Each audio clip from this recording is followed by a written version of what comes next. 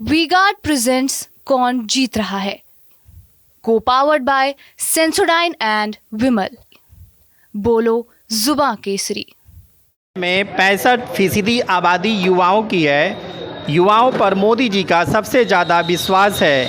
इसलिए अब अलग देखा गया कि ब्लॉगरों को गेमरों के साथ पीएम मोदी जी का इंटरव्यू देखने को मिला। ऐसे में सबसे ज़्यादा विश्वास मोदी जी पर है। उनका उद्देश्य है कि 2047 तक भारत विकसित राष्ट्र बने, विश्व गुरु बने। तो ऐसे में युवा इस चुनाव में किन मुद्दों को ध्यान में रखकर वोट करने वाले हैं, हम युवाओं से बात करेंगे। हमारे साथ कुछ युवा मौजूद हैं। आप युवा हैं, इस चुनाव में किन मुद्दों को ध्यान में रखकर वोट करेंगे आप? हमारी पहली मुद्दा बेरोजगारी होगी। कैसे शुरू से मान लीजिए इतना युवा है, जितना पूरा अपना मेहनत करता रह रहा है, लेकिन वैकेंसी कोई सरकार के द्वारा निकाली नहीं जा रही है। इसको लेकर सभी युवा जितने हैं सब तंग हैं। सभी लोगों का यही रहेगा मुद्दा कि बेरोजगारी पर कुछ सरकार ध्यान दे, यही रहेगा। इस चुनाव में युवा जो है किस मुद्दों पे ध्यान में रखकर वोट करेंगे? हम एजुकेशन और हेल्थ सेक्टर को देख के बीजेपी को वोट देंगे। अभी तो अगर नाम आया तो बीजेपी को ही वोट देंगे। और हमारे लिए एज अ यंगस्टर हमें एजुकेशन फील्ड में ज़्यादा ज़रूरत है ध्यान देने की। और हेल्थ सेक्टर, जैसे कि इस टाइम कोविड के बाद से ही हेल्थ सेक्टर पे ज़्यादा ध्यान देने की ज़रूरत है, क्योंकि ज़्यादा लोगों को हेल्थ प्रॉब्लम हो रही हैं अपनी कंट्री में ज़्यादातर। इसलिए क्या इस चुनाव में बेरोजगारी प्रमुख मुद्दा रहने वाला है क्या? हाँ, ऑफ कोर्स हम यंगस्टर के लिए तो है। हमारे लिए एम्प्लॉयमेंट बहुत ज़रूरी है, वैकेंसीज़ आनी ज़रूरी है। और ये अभी इस साल के लिए नहीं, हर साल के लिए हमें लग रहा है हर यंगस्टर के लिए एम्प्लॉयमेंट ज़्यादा ज़रूरी है। क्या सोचकर मतदान करेंगे इस बार? इस बार का मतदान तो उद्देश्य तो वैसे देखा जाए तो एज इंडिया को एज फ्यूचर के लिए सबसे बेस्ट बनाना। और वैसे इसमें गवर्नमेंट को ध्यान देना चाहिए एजुकेशन पे और रोज़गार पे। इस पर थोड़ा सा ध्यान देना, ताकि जो एग्ज़ाम कराए तो time to time exam vacancy है और उसको क्लियर कट किया जाए। और कुछ चीज़ें इंडिया को तो अब से बेस्ट लाना है। दैट्स वाई बीजेपी गवर्नमेंट को ही सपोर्ट करना है। युवाओं के लिए ज़्यादा यूनिवर्सिटी भी खुला है, रोजगार के ज़्यादा साधन भी बने हैं। तो क्या सच में युवा नाराज़ है कि ये विपक्ष की तथाकथित बातें हैं? नहीं, देखा जाए तो काफ़ी हद तक विपक्ष अपनी जगह सही है, क्योंकि रोज़गार के मुद्दे पर देखा है तो बीजेपी गवर्नमेंट ने इस पर ज़्यादा कुछ बोला भी नहीं है। और रोज़गार में देखा है बहुत सारी वैकेंसियाँ जो भी है, गवर्नमेंट पोस्ट में बहुत सारी वैकेंसियाँ जो बाकी हैं, जो अभी आई ही नहीं है। तो एक प्रकार से केवल अभी उसको केवल अभी फुल फिलअप किया जाए तो काफ़ी हद तक वैकेंसियाँ बेरोज़गारी कम हो सकती है। और उस पर थोड़ा सा थोड़ा ध्यान देना चाहिए। एज अ सिटी में टेक्सटाइल या और भी कोई फैक्ट्री लगे तो उससे ऑटोमेटिक जो है रोज़गार बढ़ेगा। तो उस पर ध्यान देना चाहिए गवर्नमेंट को। इस चुनाव में क्या सोचकर मतदान करेंगे आप? सर देखिए, मतदान करने के लिए बहुत सारे ऑप्शंस हैं हमारे पास। सबसे पहले चीज़ तो बेरोजगारी, जो सारे लोग कह रहे हैं। यहाँ पे इतने भी बच्चे खड़े हैं, सब पढ़ने वाले बच्चे हैं। और अभी आपने देखा कि जो पुलिस का रिजल्ट पेपर हुआ था लीक, और उसके बाद आपका जो आरओ वाला पेपर लीक हुआ, इन सब को बच्चे मेहनत से पढ़ाई करते हैं, पेपर देकर आते हैं, उसके बाद वो पेपर लीक हो जाता है। तो ये सबसे पहले एक तो बेरोजगारी के साथ साथ जो भ्रष्टाचार लोग कर रहे हैं, जो करप्शन चल रहा है एक हर तरीके से। उसके साथ साथ मेरी जो सबसे बड़ी पॉइंट है कि हम जो मिडिल क्लास लोग हैं, जो सैलरी पाते हैं, जो भी TDS हम लोग सरकार को देते हैं, उसका उपयोग कहाँ होता है, हमें इसका कुछ भी पता नहीं चलता है। सड़कें बन नहीं रही है, शिक्षा का स्तर उस तक गिरा जा रहा है, स्वास्थ्य का स्तर गिरा जा रहा है। तो एक बेसिक इंसान को क्या चाहिए? शिक्षा चाहिए, उसकी एक बेसिक सड़कें, बिजली मिल जाए और आपका एक बढ़िया स्वास्थ्य का व्यवस्था हो। 3 चीज़ों को देख के हम देखेंगे मोदी जी ने अच्छा काम किया। मैंने देखा कि 5 लाख जो उन्होंने दिया है, हर एक गरीब वर्ग को 5 लाख की हेल्थ मुफ्त किया है, which is a good things. तो ये सब चीज़ें हम लोग देख के एक पार्टी की तरफ झुकाव दिख रहा है। बाकी का हमारे जो अपोजिशन पार्टी है, उनके पास कुछ ऐसा हमें ऑप्शन दिख नहीं रहे हैं, कुछ ऐसा चुनावी मुद्दा दिख नहीं रहा है जो वो कहना चाह रहे हैं। जो वो कह रहे हैं कि हाँ, सरकारी नौकरियों के बाद उनका जो पेंशन बंद है वो चालू करेंगे, पर मुझे नहीं लगता कि ये पेंशन चालू करना इतना आसान काम है और ये शायद फिजिबल हो। तो अभी जो देश की सरकार है जो काम कर रहे हैं, दैट्स अ गुड थिंग, हम लोग उसी के साथ जाएंगे। किसकी सरकार बनेगी इस चुनाव? देखिए, कोई डाउट नहीं है, बीजेपी की सरकार बन रही है। थोड़ा सा हो सकता है 400 पार ना जाए, लेकिन 350 तक तो जाएंगे ही। इस चुनाव में सबसे प्रमुख मुद्दा क्या होगा? देखिए, देवरिया के क्षेत्र की बात करेंगे, जहाँ से हम लोग आते हैं। यहाँ जो शशांक बड़ी जी हैं, वो खुद एक पढ़े लिखे IITians हैं। उनके पास जो शिक्षा है, उन्होंने अभी वहाँ पे अपना BPO सेंटर खोला हुआ था, जो कि एक बच्चों को, देवरिया से शहर में जागृति संस्थान है, उनका BPO है, तो बच्चों को एक रोज़गार दे रहे हैं। तो हम लोग को तो भाई देवरिया में जो बच्चे बाहर जाते हैं बाहर कमाने के लिए, उनको अगर देवरिया में कोई ऐसा शिक्षा संस्थान मिल जाता है जहाँ वो जॉब कर सके, तो इससे बड़ी अच्छी चीज़ हम लोग को कोई नहीं होगी। तो कुछ ऐसा बनाया जाए जो कि इसी शहर के बच्चों को सेम शहर में कुछ रोज़गार मिले, ताकि उनको बाहर ना जाना पड़े, ताकि यहाँ का पैसा यहीं लगे, यहीं डेवलपमेंट हो। तो ये मुद्दा हमारे लिए बहुत ज़रूरी होगा। क्या ये नहीं लगता कि जब से पीएम मोदी आए तब से स्टार्टअप को ज़्यादा वेटेज दिया गया है? ऑफकोर्स मैं बेंगलोर सिटी से रहता हूँ, मैं देख रहा हूँ कि बेंगलोर में हर एक गली, हर एक नुक्कड़ पे आपको एक नई स्टार्टअप की शुरुआत मिलेगी, और ये सपोर्ट मिला है। आपका हर तरीके के लोन प्रोवाइड करती है bank with the help of starters के नए नए लोन्स बैंक दे रही है। तो ये अच्छी चीज़ें हैं। तो ऑब्वियसली मोदी जी के आने के बाद स्टार्टअप को काफ़ी अच्छा वो मिला है, किक मिला है। इस चुनाव में प्रमुख मुद्दा क्या रहने वाला है? क्या सोचकर मतदान करेंगे आप? मतदान करेंगे रोज़गार के मुद्दे को देखते हुए, अपने देश के हित में काम करने वाले मुद्दों को देखते हुए, जो भी मुद्दे अपने युवाओं के साथ साथ महिलाओं के साथ साथ अन्य ऐसे मुद्दे जो ज़मीनी लेवल पर उस तबके तक पहुंच रहा है, जो ज़मीन पर काम कर रहे हैं, गांव में रहने वाले मजदूर तक, उन मुद्दों को देखते हुए हम चुनाव में वोट देंगे। क्या ये नहीं लगता कि जब से पीएम मोदी आए तब से स्टार्टअप को ज़्यादा वेटेज दिया गया है? जी, जैसे इतनी जनसंख्या बढ़ने के बाद हर व्यक्ति को रोज़गार देना एक कठिन मुद्दा है, लेकिन आज के युवा रोज़गार के साथ साथ स्टार्टअप पर भी काम कर रहे हैं। किसी को मुद्रा योजना के माध्यम से, अन्य कैसे भी लाभार्थी हैं जो छोटे छोटे मुद्दों पर लाभ लेके और अपना स्टार्टअप कर रहे हैं, नए नए बिजनेस आइडियाज़ का यूज़ कर रहे हैं, और उसके माध्यम से रोज़गार ले भी रहे हैं और रोज़गार दे भी रहे हैं। इस चुनाव में किसकी सरकार बनेगी? हमारे हिसाब से भारतीय जनता पार्टी की सरकार बननी चाहिए, जो कि देशव्यापी काम अगर होना है और विदेशों तक अगर अपने देश का नाम पहुंचाना है, तो उसमें नरेंद्र मोदी के सिवा दूसरा कोई नाम ऐसा नहीं है, क्योंकि विपक्ष के पास अभी तक कोई ऐसा चेहरा ही नहीं आ पाया कि वो किसके नाम पर चुनाव लड़ें और कैसे बताएं कि हमारा पीएम कौन होगा। और ना ही कुछ ऐसे मुद्दे हैं जिस मुद्दों को लेकर वो लड़ रहे हैं, बस उनका मुद्दा है कि मोदी हराओ, बस एक अभियान को लेकर वो चल रहे हैं।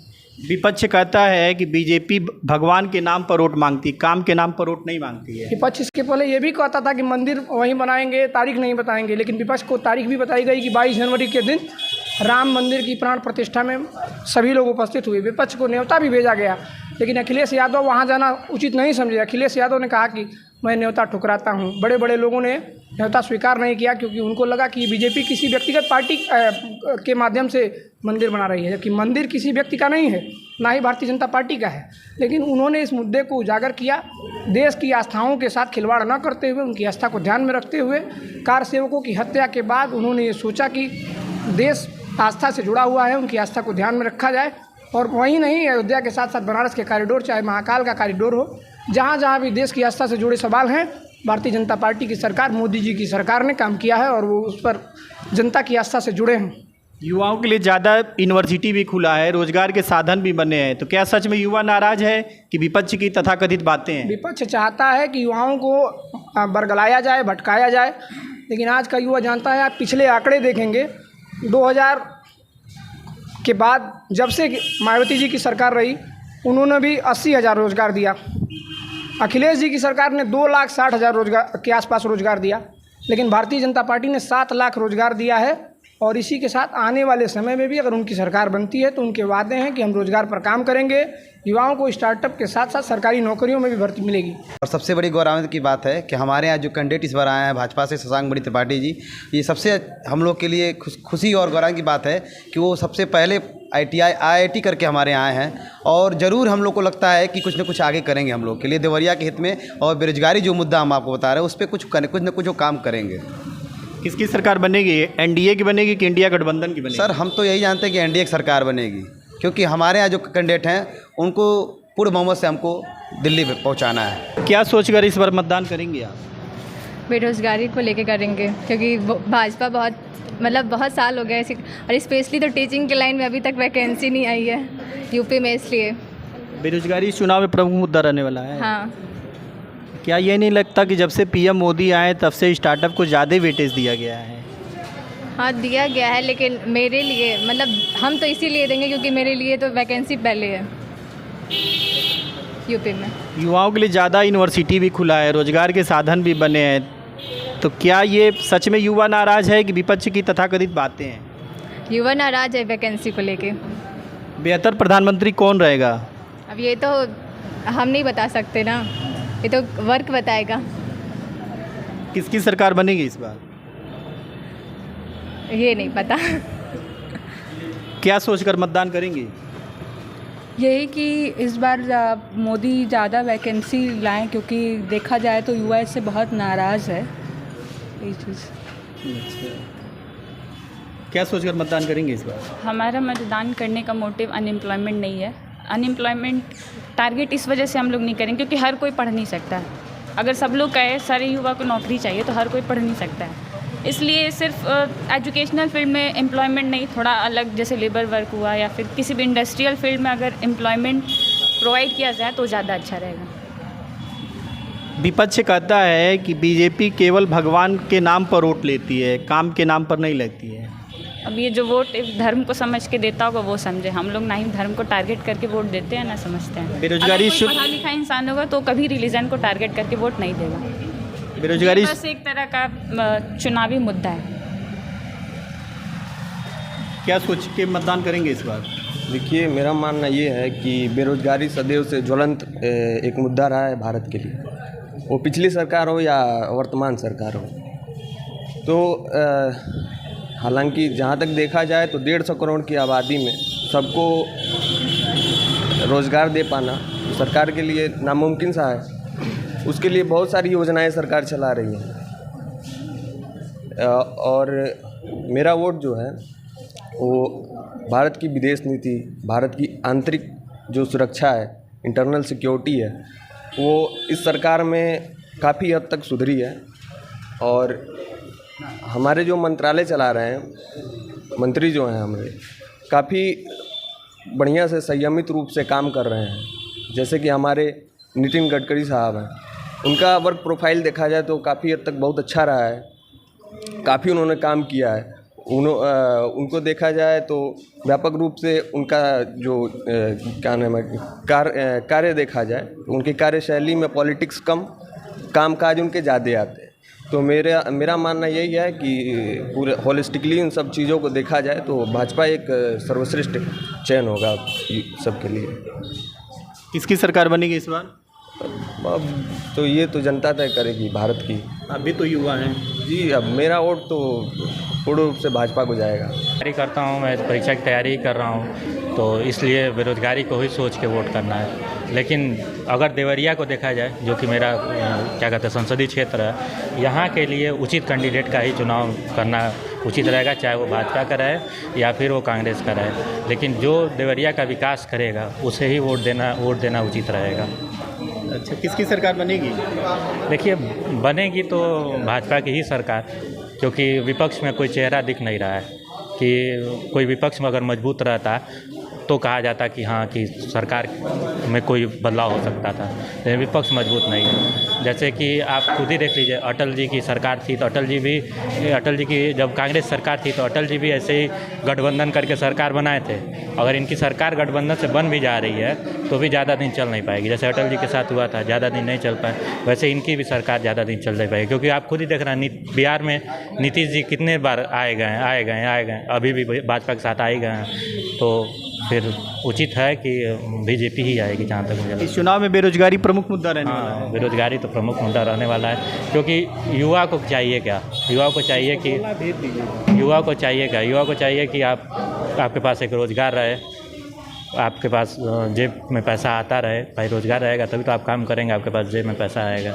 तो बेरोज़गारी ही अहम मुद्दा है इसमें, क्योंकि हर तरह से डेवलपमेंट हुई है इंडिया में, हर तरह से डेवलपमेंट हुई है। बस यही कमी है सरकार की कि रोज़गार जो है वो आपके प्राइवेट सेक्टर में रोज़गार आए हैं, ये हम नहीं कहेंगे। प्राइवेट सेक्टर में रोज़गार आए हैं, अच्छे खासे आए हैं, लेकिन जो मेन गवर्नमेंट सेक्टर है, जिसको रेलवे वगैरह में, रेलवे में 5 साल से वैकेंसी आपकी नहीं आई। 2019 की वैकेंसी आई थी और वो क्लियर करते हुए इनको 5 साल लगा है। अब जाके वैकेंसी आई है, वो भी कैसे आई है? अब छोटे छोटे फॉर्म में आई है। जो 5 साल आपकी जो वैकेंसी रुकी हुई है वो आनी चाहिए, तो ज़्यादा वैकेंसी आनी चाहिए कि नहीं आनी चाहिए? लेकिन आप वो अब कम आ रही। अब अश्विनी वैष्णव जी का आया था कि अब हर साल वैकेंसी आएगी, थोड़ी थोड़ी आएगी। लेकिन ये जो अब उन्होंने फ़ैसला लिया है, ये फ़ैसला अगर उन्होंने 4-5 साल पहले लिया रहता तो इन 5 सालों में आपको वैकेंसी ज़्यादा दिखी रहती, लड़के ज़्यादा भर्ती हुए रहते कि नहीं हुए रहते। तो जो हर साल वैकेंसी का आप आज सपना दिखा रहे हैं, वो 5 साल पहले अगर आप वो कर दिए रहते तो इस 5 सालों में कुछ बच्चे जो हैं जो तैयारी कर रहे थे वो कहीं ना कहीं आप जॉब लेके वो चले गए रहते। बेरोजगारी इस समय वहाँ मुद्दा है। जैसा कि आपने देखा कि युवाओं से जब बात हुई तो उनका कहना है कि इस चुनाव में बेरोजगारी प्रमुख मुद्दा रहने वाला है। चंद्रप्रकाश साई, TV9 देवरिया। वी-गार्ड प्रेजेंट्स कौन जीत रहा है, को पावर्ड बाय सेंसोडाइन एंड विमल। बोलो जुबां केसरी।